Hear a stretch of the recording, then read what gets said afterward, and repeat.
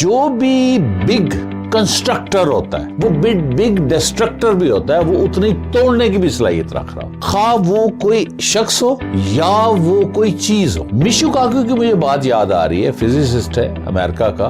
وہ کہتا ہے جو سائنس ہے ڈبل ایجڈ ویپن, یعنی یہ ایسی تلوار ہے جس کے ادھر بھی دھار ہے ادھر بھی دھار ہے. کوئی پتہ نہیں کہ یہ اچھا کرتے کرتے برا بھی کر دے, اور کئی دفعہ کوئی برا کام کرتے کرتے اچھا, کہ دونوں پہلو اس کے اندر موجود ہو. آج آپ کو ایک بہت قدیم اور مشہور کہانی سنانی ہے, کتاب زہر. اس کہانی میں ایک شخص نے اپنے مرنے کے بعد اپنے قاتل کو قتل کر دیا. کیسے؟ کہانی سنیں گے تو پتہ چلے گا. ایک بادشاہ تھا, وہ بہت عرصے سے بیمار تھا. حکیم آئے, انہوں نے علاج کیا, لیکن بادشاہ ٹھیک نہیں ہوا. شاہی حکیم نے کوشش کی, وہ بھی ناکام ہو گئے. اس کے بعد اس شہر میں دوسرے حکیموں کو بلایا گیا, انہوں نے بھی علاج کیا, بادشاہ اور زیادہ بیمار ہو گئے. پوری سلطنت میں اعلان کیا, وہاں سے حکیم آئے, بادشاہ اور بیمار ہو گئے. بادشاہ نے اب فیصلہ کر لیا کہ یہ جو حکیم دوائیاں دیتے ہیں میں تو اور بیمار ہوتا جاتا ہوں, میں نے اب دوائی نہیں لینی.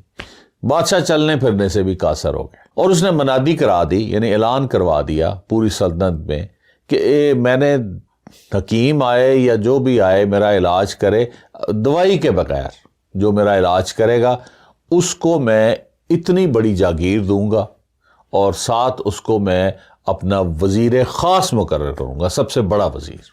اب سارے حکیم بڑے پریشان ہو گئے کہ بھی ہم تو دوائی دیں گے تو ٹھیک ہوگا, بغیر دوائی کے کیسے ٹھیک کریں. ایک حکیم تھا, وہ بہت ہی سمجھدار تھا, اور بہت دور کے کسی علاقے میں وہ رہتا تھا. اس تک جب یہ خبر پہنچی تو وہ اپنی سلطنت سے نکل کے اس بادشاہ کی سلطنت میں آ گیا, اور اس نے سوچا کہ میں اس کا علاج کروں گا, اور مجھے یہاں پہ جاگیر بھی مل جائے گی, یعنی زمین مل جائے گی, اور میں وزیر بن جاؤں گا, تو میں اس ملک میں اپنے مزے اڑاؤں گا. اس نے آگے بادشاہ کو کہا کہ میں آپ کو علاج کروں گا. اس نے کہا, بادشاہ نے کہا تمہیں پتہ ہے کہ میں نے, اگر تم نے مجھے دوائی دی تو میں تمہاری سر قلم کروا دوں گا.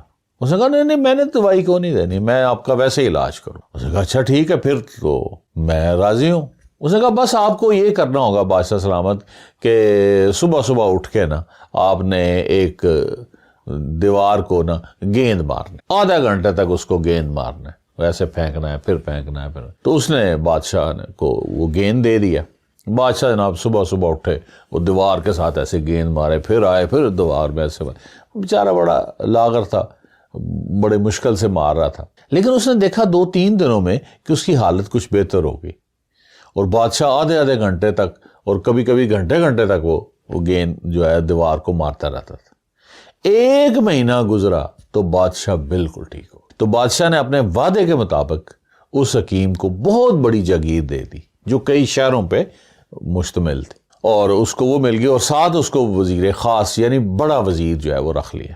جب اس کو بڑا وزیر رکھ لیا, اور بادشاہ چونکہ دوبارہ اب سلطنت کے کام کرنے شروع ہو گئے, اور بادشاہ کو پتا تھا کہ میرے دوبارہ جو زندگی مجھے مل گئی ہے اس میں اس حکیم کا بہت بڑا ہاتھ ہے, اور جو کہ اب وزیر تھا وہ اس کی بات نہیں ٹالتا تھا. اب جو پرانے وزیر تھے وہ بڑے پریشان ہوتے تھے کہ یار یہ بادشاہ ہمارے اوپر بڑا وزیر لگ گیا ہے, اور ہمیں مطلب بادشاہ سلامت جو ہے وہ اتنی اہمیت اب نہیں دیتے, اس کی ہر بات جو ہے بادشاہ سلامت مانتے ہیں. اور انہوں نے نا بادشاہ کے کان بھرنے شروع کر دیا. انہوں نے کہا جی آپ نے کہا تھا کہ اس کا علاج جو ہے دوائی کے ساتھ نہیں کروانا, اس نے آپ کو دوائی دی. انہوں نے کہا اس نے تو کوئی دوائی نہیں دی, اس نے تو دوائی. تو انہوں نے کہا پوچھیں پھر میں کیسے ٹھیک ہوں.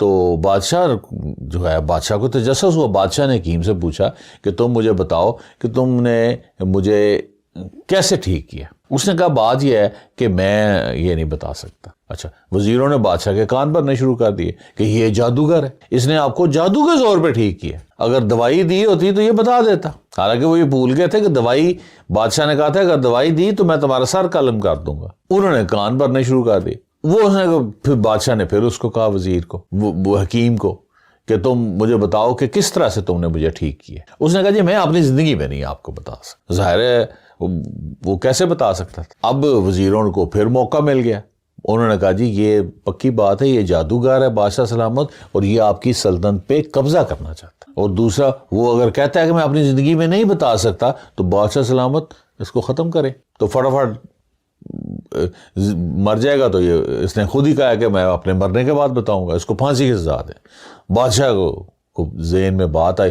بادشاہ نے اس کو پھانسی کی سزا کا اعلان کر، اور جس دن پھانسی دینی تھی وہ پھانسی کے تختے پہ اس کو لے گئے، تو ادھر سے بادشاہ بھی پہنچ گیا۔ بادشاہ نے کہا بھی بات سنو، تم نے خود ہی کہا تھا کہ میں مرنے کے بعد بتاؤں گا، تو تم تو مر جاؤ گے تو کون بتائے گا؟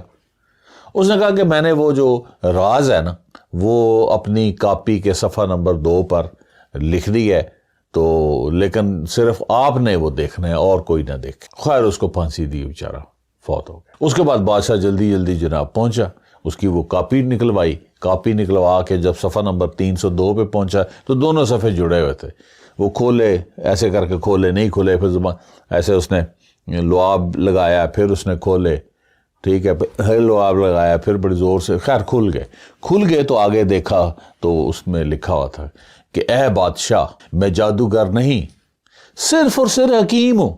جو گیند میں نے آپ کو ورزش کے لیے دیا تھا، ٹھیک ہے، اس کے اوپر دوائی لگی ہوئی تھی، جب آپ اس کو دیوار پہ ایسے ایسے پھینکتے تھے تو وہ دوائی آپ کے جسم کے اندر داخل ہوتی رہی اور آہستہ آہستہ آپ ٹھیک ہوتے رہے۔ جب آپ نے میرے سے پوچھا کہ میں نے کیسے ٹھیک کیا ہے، تو میں کیسے آپ کو بتا سکتا تھا کہ میں نے دوائی دے کے آپ کو ٹھیک کیا ہے، کیونکہ آپ نے پہلے کی آپ کی شرط یہ تھی کہ اگر دوائی دی تو میں تمہارا سر قلم کر دوں گا، تو میں آپ کو کیسے بتا سکتا ہوں؟ تو میں جادوگر نہیں ہوں۔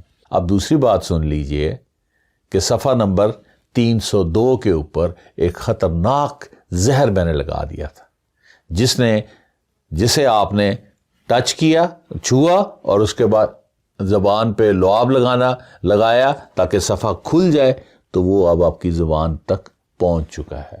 اس لیے آپ بھی میرے پیچھے پیچھے آ رہے ہیں۔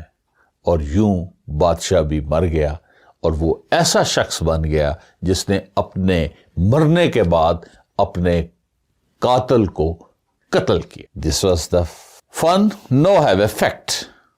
اس میں میسج تو بڑا سیدھا سادہ سمپل سا میسج کہ جو بھی بگ کنسٹرکٹر ہوتا ہے، جو بڑا کچھ پوٹینشل رکھتا ہے کم بنانے کی، وہ بگ ڈسٹرکٹر بھی ہوتا ہے، وہ اتنی توڑنے کی بھی صلاحیت رکھ رہا ہوتا ہے، خواہ وہ کوئی شخص ہو یا وہ کوئی چیز ہو۔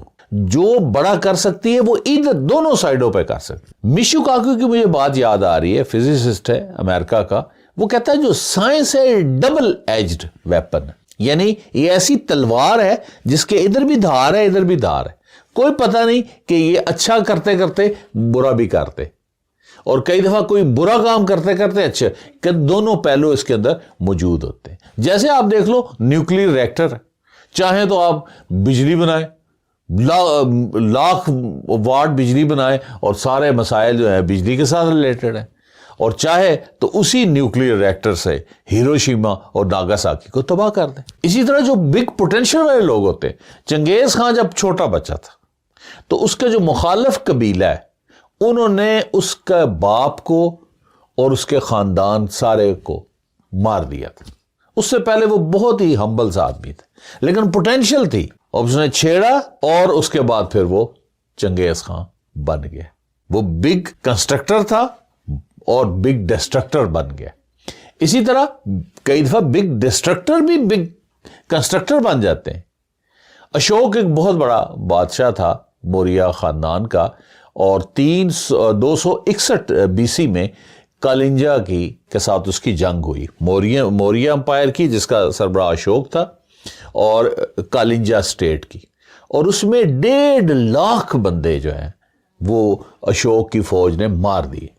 تو جب اس فتح حاصل کر لی تو اشوک جب وہاں پہ گیا ہے، اس نے 1.5 لاکھ لاشیں دیکھی تو حیران ہو، وہ شدید صدمے میں چلا گیا۔ اس نے اپنی تلوار جو ہے وہ پھینک دی، اور اس کے بعد اس نے بدھ مت مذہب جو ہے وہ اختیار کر لیا، اور بدھ مت کے جو ایک گولڈن پرنسپل ہے اہنسا کا مطلب ہوتا ہے کہ کسی بھی ذی روح کو تکلیف نہیں دینی، مارنا نہیں، کسی جاندار کو نہیں مارنا، نہ انسان، نہ کیڑی، نہ کوئی بھی کسی جاندار چیز کو نہیں مارنا. یہ بدھ ازم کا ایک 8 جو ان کے قانون ہیں ان میں سے ایک قانون ہے اہنسا. اس نے پھر وہ اپنایا، اس کے لیے وہ بدھ ہو گیا. پھر اس میں بدھ مت کی تعلیم دی اور بہت اس نے کام اشوک نے کیے. Big destructor to big constructor بن گیا. تو اس کہانی میں میسج بیسیکلی مجھے تو ایک جو بہت بڑا میسج یہی لگا ہے کہ جو بہت پوٹینشل والے لوگ ہوتے ہیں وہ ادھر بھی جا سکتے ہیں ادھر بھی جا سکتے ہیں. وہ مرتے ہوئے بادشاہ کی زندگی بچا سکتے ہیں، اور اگر ان کو چھیڑا جائے تو وہ زندہ صحت مند بادشاہ کی زندگی لے بھی سکتے ہیں. Hope you have enjoyed this story. Please stay tune. We will meet soon. Thank you.